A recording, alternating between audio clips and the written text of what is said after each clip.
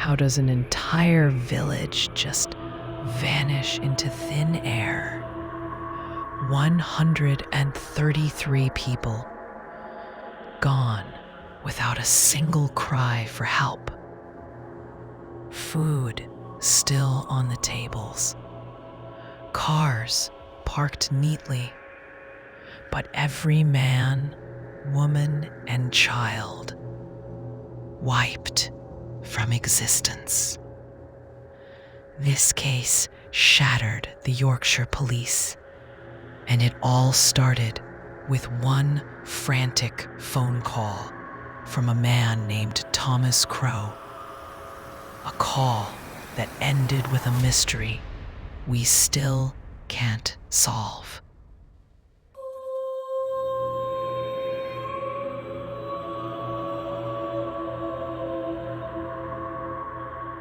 When officers finally reached the remote village of Wheeler's Hill, they found a ghost town.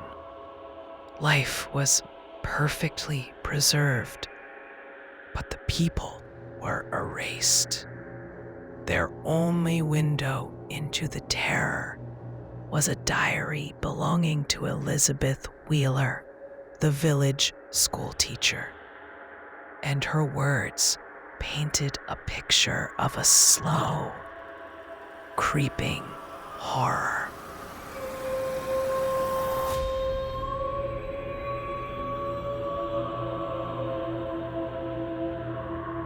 For weeks, Elizabeth's students whispered about shadows in the forest, figures that mimicked people but were utterly wrong.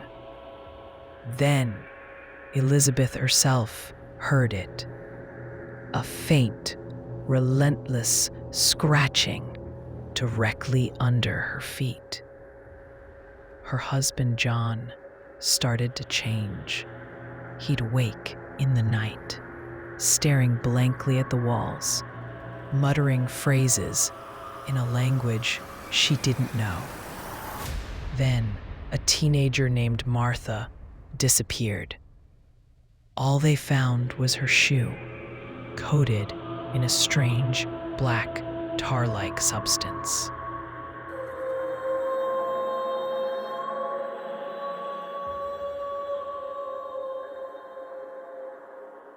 But what the police found next was even more disturbing.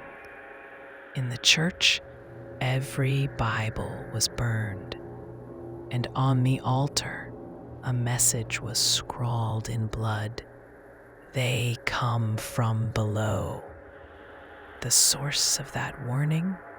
A hidden, hand-dug tunnel in the basement of Father Thomas Crow's own home. The walls were covered in ancient, terrifying symbols. One phrase, translated by an expert, read, "The blood awakens them." What did Thomas know? And what was he trying to awaken?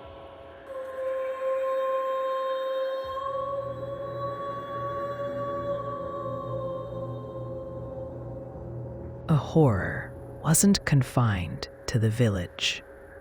A farmer named George Hill, living 10 miles away, saw it too.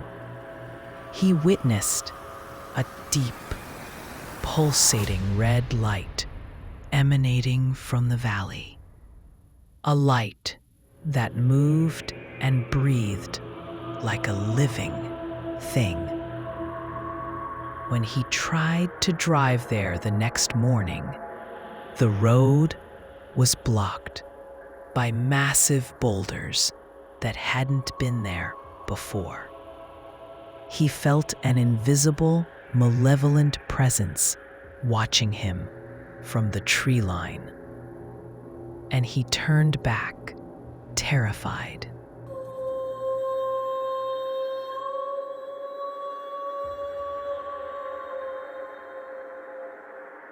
The government's geologists later explored that cursed tunnel.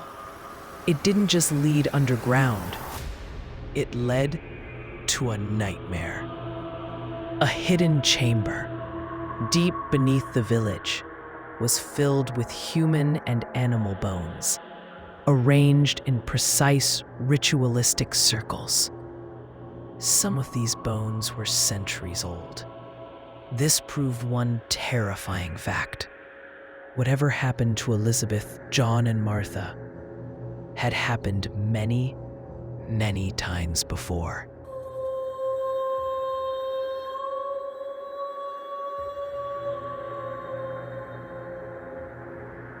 Then, a clue emerged from the woods.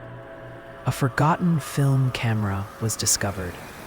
The footage inside is arguably the most chilling part of this entire case.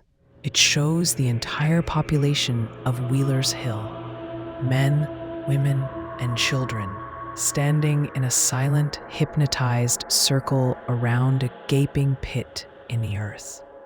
Their faces are frozen in pure, unadulterated terror. The final frame shows a monstrous, shapeless black mass rising from the hole, studded with piercing, glowing white eyes.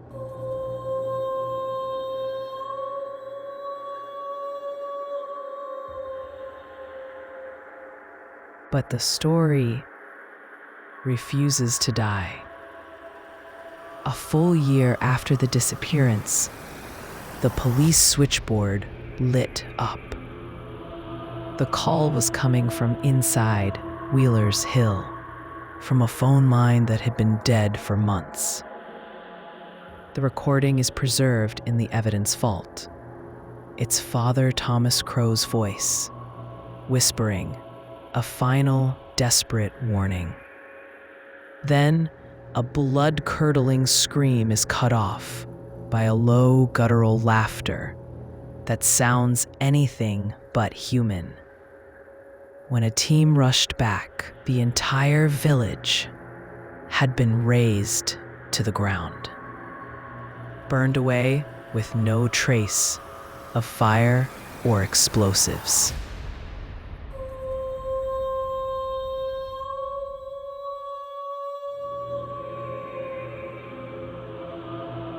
The final twist came in 1987. A woman was found in a London hospital, delirious, claiming to be Elizabeth Wheeler. She spoke of the village being consumed from below. But DNA tests revealed a shocking truth. She was an imposter, a woman with no name, no records, no identity. Before she died, she scrawled one last, haunting message on a piece of paper. A message that suggests the terror of Wheeler's Hill is still alive. They are not dead. They are waiting.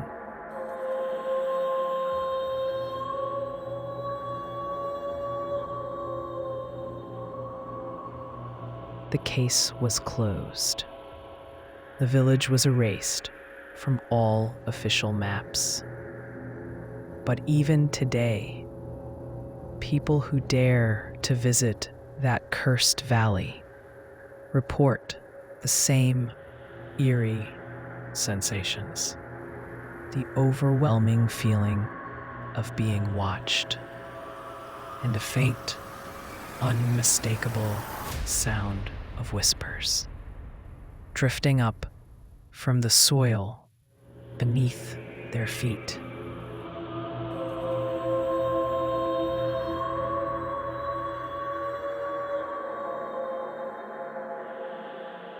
The story of Thomas Crow, Elizabeth Wheeler, and the 131 others is over, but the mystery is very much alive.